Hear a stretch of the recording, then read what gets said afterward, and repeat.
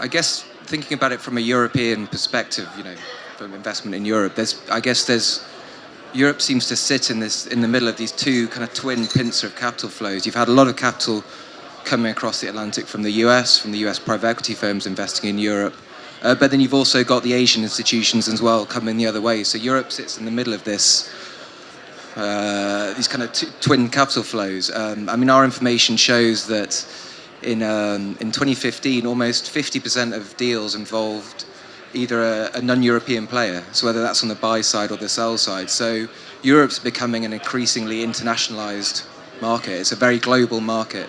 And I think that fits in with a globalization trend in other industries. I think in property we can sometimes be a little bit focused on our own industry, but you've got the Chinese buying up not just European real estate, European companies, chemical companies, things like that. So it all fits in with this kind of increasing trend for globalization.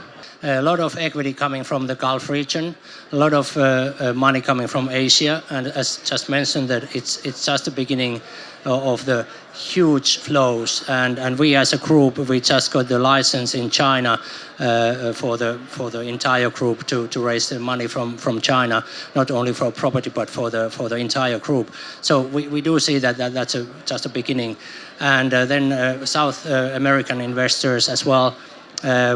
Quite interested about Europe. As I just mentioned here, that Europe is kind of middle of everything and seems to be a very interesting place to be and to invest the money. And it will be busy this year for JLL and others, I'm sure.